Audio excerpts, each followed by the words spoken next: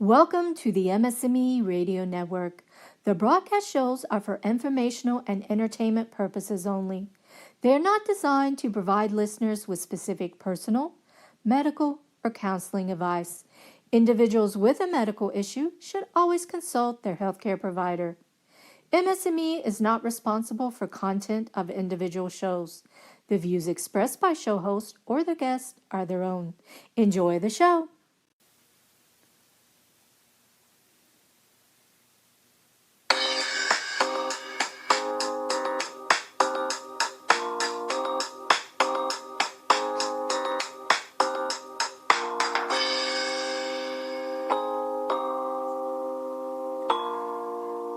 Hi there.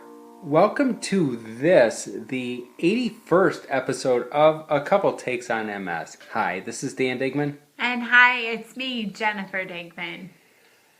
Welcome to our program. What we're talking about today, really, it's just the fact that, oh my God, Dan really does have multiple sclerosis. And we've been doing a radio show for a long time, and you've been living with the disease for how long? I've had the disease for over 20 years. And how about you? For me, it's been over 20, it'll be 22 years in November. And I guess I'm thinking you've taken injectable medication every other day since you were diagnosed 20 years ago. And you have just now, Eureka, realized that, oh my goodness, Dan really does have MS. And I think these are the questions. I mean, as Jennifer and I had talked about this, there's always the discussion about the visible versus invisible illness. And with me with the relapsing remitting MS, and Jennifer with the secondary progressive MS, and Jennifer no longer able to walk, so you're in the wheelchair, and so your illness is very visible. Mine is not. However, this last Sunday, Jennifer saw that indeed I have multiple sclerosis, and I want to say that many of the shoppers at Kohl's in Mount Pleasant, Michigan, saw that either A, Dan has MS, or Dan maybe hit the bar before he came to Kohl's to go shopping. Yes. And it is one of those things where I've always been supportive and knowledgeable about the fact that you have multiple sclerosis. And you are incredibly strong, so I take it for granted that you're always going to be incredibly strong. But yeah, take a man shopping in 90-degree weather after you didn't get as much sleep the night before as you should have. After, I think we went to church before we went shopping. We went to church. I had to assist at church. So you were on your feet the entire service almost. God bless us all. Yes. And then we went shopping, and it was busy at the store. You know, kids are getting ready to go back to school, sadly, because it's still summer. But, you know, stores like JCPenney, Kohl's, they're going to hit you up with the ads, time to go shopping. And we had that darn 30% off coupon. So it was the last day that was good. So we felt the pressure to go shopping because we needed to get some new clothes. I mean, it was just that it was time, and it was time, and we had a 30% off. Exactly. So we were shopping, and it's like my feet were tired. I have the plantar fasciitis too, so my feet always are killing me. And throw that on. You know. They're just very, very sore, like they're bruised on the arches underneath. But it's one of those things where I think Jennifer had said, you know, you can only ignore the disease for so long before it's going to come up and bite you. And it bit me hard. It bit you hard, and I handled it somewhat. As a wife, I don't know if many of you out there in listener land feel the same way about your spouse when he or her is sick. your partner, and you instantly like go into this hover mode where you're just like, I want to fix you. And so we're shopping, and Dan's getting a little like, clearly he's getting tired. We had been shopping for a little bit, and you were just like, okay, I'm done. I'm done. This is good enough, Jennifer. I'm done. I've got what I came for. I'm done.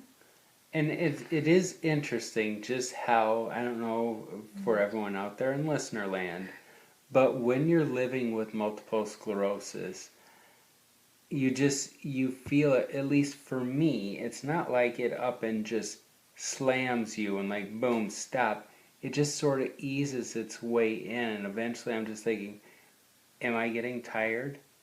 Am I getting weaker? Keep going. Am I getting weaker? And and then it did hit me. It's like, I truly have nothing left. And I don't want to make it sound like I just collapsed in the middle of the store. But certainly walking a little slower, shuffling my feet, Dragging my feet, and it's like, how do you remedy that? Well, and I think it's ironic that you work as a communicator, writer and communicator for, universities across the country. But that's one thing, and I love you, but sometimes you don't communicate very well that you're getting tired. And so as a caregiver, which I pride myself that I am Dan's caregiver, I think it's important that we look for the nonverbal cues. Dan doesn't have to say, oh, Jen, I'm getting tired, because he's stoic like that. So we're shopping and he's picking out pants and it's crowded and it's warm, because it was a really warm day. It was like 90 some degrees. And even though Kohl's has excellent air conditioning, it's just when there's a lot of people shopping, it gets warm. And I see he's starting to slow down a little bit. And he's just like, as he's picking up things off the rack, he's moving a little more slowly, and he's just getting, I don't want to say testy, but you're getting a little annoyed, certainly because you couldn't find the size that you were wanting, which is a frustrating problem. As a woman that's plus size, I understand that. But you were just getting like to your boiling point. And then when I could see those nonverbal cues, and I'm like, okay, I think he's getting tired. And then right there in the men's pants department, you're like, okay, I'm done. I'm like, okay. And it was easier because, keep in mind then, as memory serves me, we still had to go shopping for you. Yes. And so on some levels, it's like the pressure's off of me, because then we go shopping for you. I'm but a passive observer who will be there for you, and no pressure on me. I will be there to help you as needed. And so I think that was a big thing. But I think those are the deals where, obviously, yes, I celebrated when we were done and ready. And never mind the fact then that twice I had to walk all the way to the other side of the store, because with the MS that we have, and that, oh yes, I have it as well. And the MS bladder. The MS bladder hit me. I think that, because, you when it's warm, you drink water. When it was early in the morning, you drink coffee. You were well hydrated. Well hydrated, and so you had to make those extra trips, or I had to make those extra trips across the store. And so I think those are the things that I think I underestimate, is what this disease can do to us, or just like where we are energy, like sleep-wise, food-wise, whatever. Because there's Jennifer, there's probably other days where none of that would have fazed me. I agree. And a week earlier, we were with the CMU PT students at their 5K, and we wanted to watch them, and we were going to walk across the Central Michigan campus to see them running. And Dan wisely said, Jen, if we walk over there, we have to walk all the way back. And we didn't go walking to see the students run by us. And so We did. We turned around and went back, so we'd still be there. We would be there at the finish line. because seeing the finish was more important than seeing them on the course, because it was a lot of walking in the heat and a lot walking back. But I think we both kind of underestimated how much walking you had to do shopping, especially factoring in the bathroom stops. So it's a large store. But when you're a spouse and your husband's like standing in a never-ending line at Kohl's, the checkout, if you will, and he rests himself on your lap because I'm in the wheelchair. Dan just made himself comfortable on my lap, and I did not mind. And I had no qualms about doing that because A, I love you, but B, there it was just like I was tired. I needed to sit, and I think that's, we talk about this when you're dealing with multiple sclerosis, when those things hit you, when it's like, what do you do? And then it's like, well, the big thing is rest, and that was the beauty of having you there, just that I could stop and just rest. And I think it was just to regroup, and I think that's a key for us all with multiple sclerosis. Whether you have a visible illness, invisible illness, whether you're shopping, whenever, listen to your body, and sometimes it is such a tremendous help to just stop, just rest, regroup, focus on where you are, what you're doing. And I think that was really important, and it was honest of you to just stop and to sit on my lap, and seldom do you do that. But again, you were very tired, and I don't care what other people think, like, oh, that guy's lazy sitting on his disabled wife. No, I don't care if anyone was thinking that. It was what's important and what you needed to do at the time, and that's, I think, something really important for people out there listening, that when you need to stop, you need to stop. I mean, I'm so proud of you that you weren't pushing yourself and making it even potentially worse, making that fatigue or just that tiredness like, oh, I can push through, but you were respecting your body and you're like, no, I need to stop. And that's where, you talked about the verbal cues and visual cues and stuff, and that's a big thing then too. As a person living with multiple sclerosis, be honest with yourself and be honest with your caregiver, your friends, your spouse, because if memory serves me correctly too, one of the big reasons we went to Kohl's is because we wanted to get new towels, but I needed a new pair of pants, you needed a new shirt. After we shopped for Dan, if I may speak of myself in the third person, but after I was there and I was wiped out, you needed to shop, but just that I just said honestly, we can get towels some other time. Absolutely, because it's not like God's love Kohl's. It's not like they're not going to send you another coupon or a discount. And in that moment, what was more important was for you to take care of your pants, me to look at a shirt, and then you to preserve what energy you had or conserve your energy. And so we said, it's okay, we don't need to do towels. And I think that's part of what makes the caregiving relationship work, is that we understand that it's more important that you have something in your gas tank, and towels can wait one more day, or a couple weeks if we have to. So I think you have to be honest and say what you need, and you were tired, and that was clearly demonstrated to me with you sitting on my lap. So we just had to stop, and we had to walk out to the parking lot where it was 90 degrees.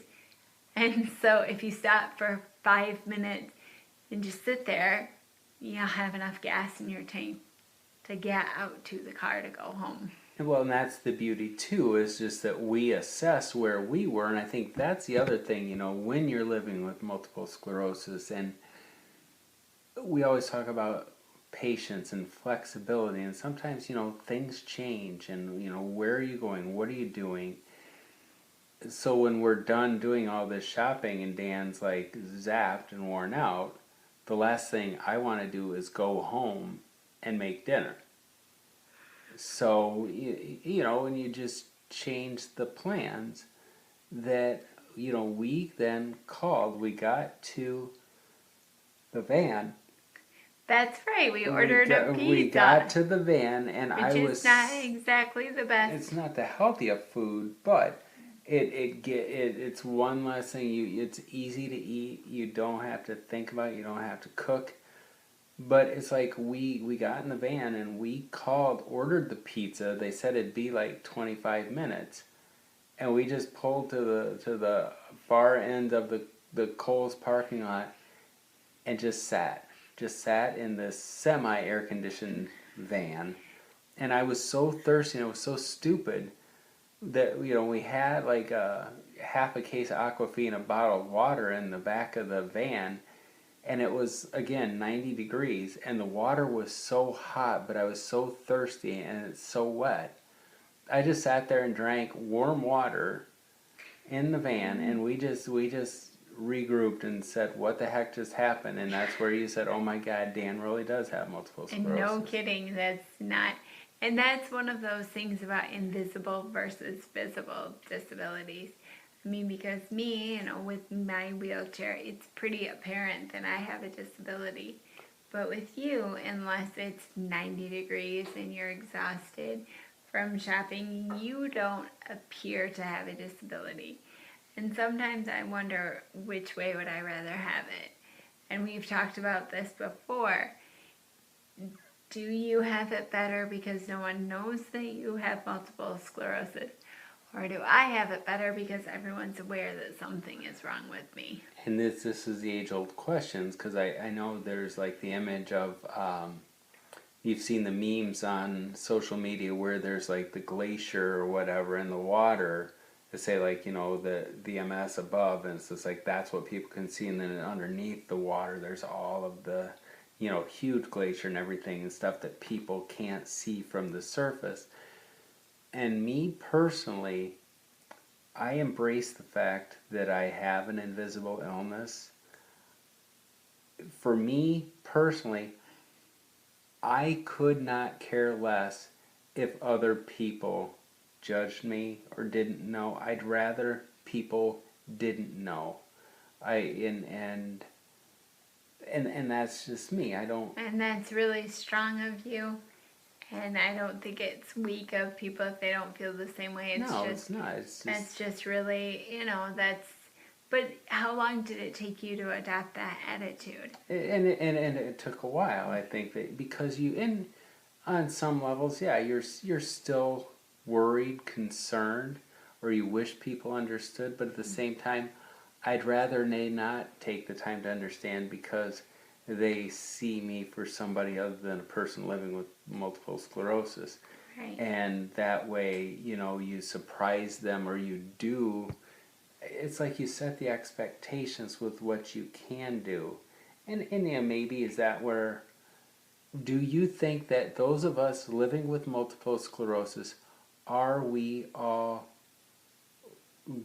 could we be Academy Award-winning actors and actresses for the brave faces that we put on? I mean, even though you, with a wheelchair, have visible illness, do you feel like sometimes it's like you make everything else invisible?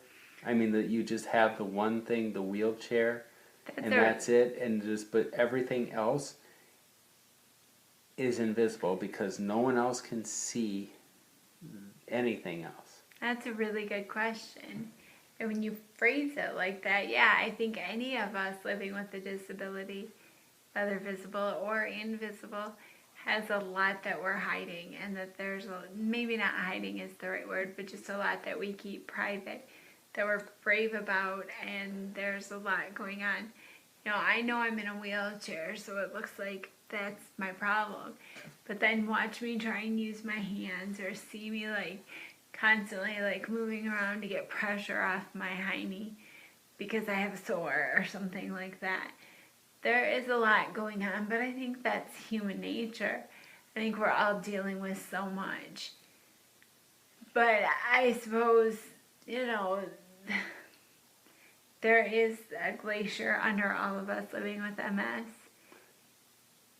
To which I would also say that those of us with MS, we do not own the market on the glaciers underneath. Yeah, that's a good point. I think that it's really, and again, this is because I think the same things. That's not what I'm saying. Don't, people in listener land, don't say that I'm heartless and things, because, we all think the same things, but it's just like, everybody's dealing with something. Whether or not you have MS, people hide those glaciers. People don't know what's going on in other people's lives. It's just that maybe the MS, because we have no control, and none of this was our fault. And no, and I think the important thing to remember, that was a Sunday and it was 90 degrees and you were exhausted and it was difficult, and by the time we got home and we had our pizza and cooled off, you were feeling spry again, and you went to sleep and you woke up Monday morning, you had sleep, as I said, and you were ready to take on the day. And I think that's an important thing for the newly diagnosed, the first time that your multiple sclerosis rears its ugly head and it knocks you down a little. Don't be afraid to get back up, because I think it would be really easy for Dan to have said, oh, I had a really bad day on Sunday, I'm just going to take it easy today.